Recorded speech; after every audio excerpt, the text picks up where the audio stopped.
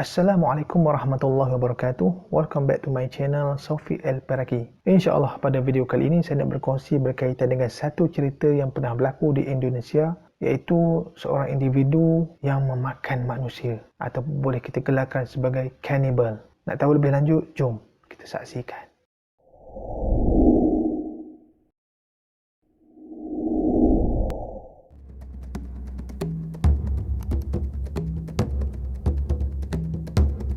Orang-orang 90-an ataupun tahun 2000 mesti biasa dengan kes Sumanto kanibal ni. Jadi kisah Sumanto si kanibal ini pernah muncul di media-media sosial, media-media asing kerana terkenal dengan memakan daging dan mayat manusia. Lebih menyedihkan lagi, tindakan kannibalism ini tidak dilakukan sekali. Dia telah melakukan 3 kali, iaitu dengan memakan 3 orang mangsa, dan kesemua mangsanya adalah mayat. Kisahnya macam ini.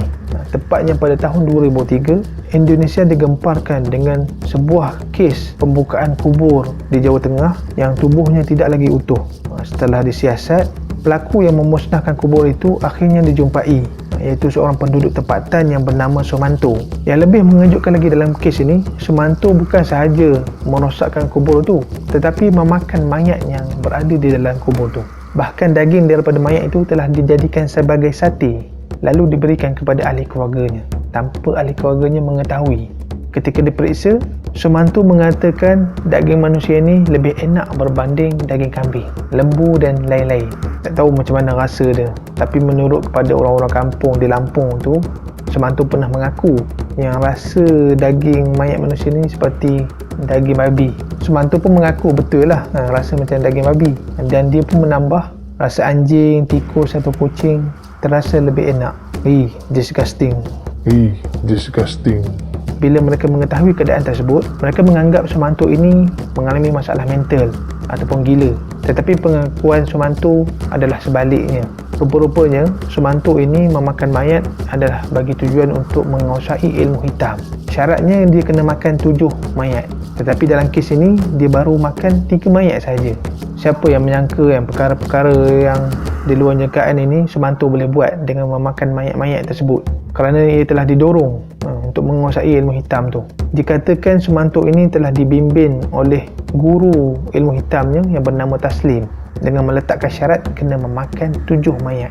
Sekiranya ia berjaya dilakukan, Sumanto akan dapat menguasai ilmu kebal, mendapat ketenangan batin dan seterusnya mampu untuk menghidupkan orang yang telah meninggal dunia. Nampak pelik di situ kan? Sememangnya Sumanto ni memang terkenal lah di Purbalingga di Jawa Tengah. Mayat pertama yang dia curi itu adalah seorang mayat nenek tua yang bernama Mbah Rina. Selepas curi itu dia makan lah. Di dalam masa tersebut dia masih lagi berada di bawah bimbingan gurunya. Dia mendapat ajaran sesat ni, ajaran ilmu hitam ni, semasa dia berhijrah ke Lampung pada tahun 1988. Kata gurunya Taslim, Sumanto perlu memakan 7 mayat manusia.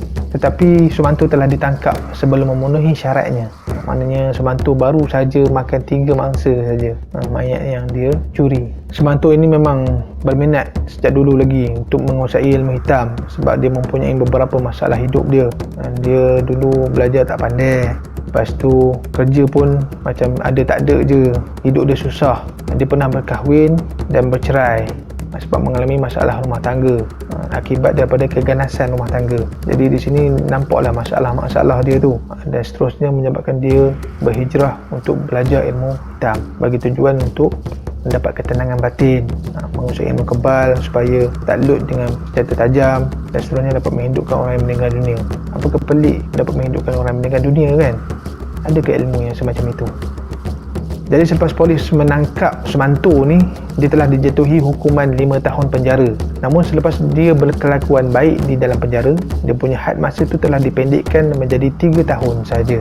Lalu beliau telah dibebaskan. Seterusnya dia telah ditempatkan di Pusat Pemulihan Mental An-Nur di Purbalingga. Di tempat tersebut beliau telah belajar agama dan telah menjalani proses taubat. Keadaan mental Sumanto beransur-ansur menjadi normal. Maknanya dia dah jadi orang yang biasa, yang dah tak mengamalkan perkara-perkara yang mengarut, dah tak menjadi seorang yang panas baran, dia menjadi seorang yang baik, yang taat kepada agama. Walaupun pada ketika itu dia pergi ke gerai-gerai makan, dia tidak membayar. Tapi apa pun, yang penting dia tak buat kejahatan lah. Orang sekeliling pun kenal semanto ni siapa. Mereka tidak kisah pun. Kalau kita lihat pun di Indonesia banyaklah acara-acara ataupun program-program yang menjemput semanto ini sebagai panel ataupun jemputan bagi menceritakan kisah-kisah hidup dia. Keadaan ini mendorong kepada keadaan positif untuk semanto supaya sentiasa berada di jalan kebaikan dan di dalam berdakwah. Sekarang pun semanto dah tak suka sangat makan daging. Dia mengaku dia lebih suka makan roti. Wallahualam. Begitulah kisahnya semanto si pemakan manusia ataupun semanto si kanibal. Sesungguhnya ilmu hitam ini sangatlah kotor, sangatlah jijik, sangatlah membahayakan, kerana kita faham bila seseorang itu hendak mengamalkan ilmu hitam yang boleh kita katakan ianya sebagai sihir, ia mesti akan ada syarat-syarat yang sangat di luar jangkaan kita, yang maknanya manusia mungkin tak mampu nak buat tapi dia kena buat. Ini semua syarat-syarat daripada syaitan iblis, bagi tujuan untuk melalaikan kita, menyesatkan manusia itu sendiri. Moga kita terhindar daripada keadaan syirik kepada Allah. Baik, itu saja video daripada saya. InsyaAllah kita akan jumpa lagi di video yang akan datang. Assalamualaikum warahmatullahi wabarakatuh.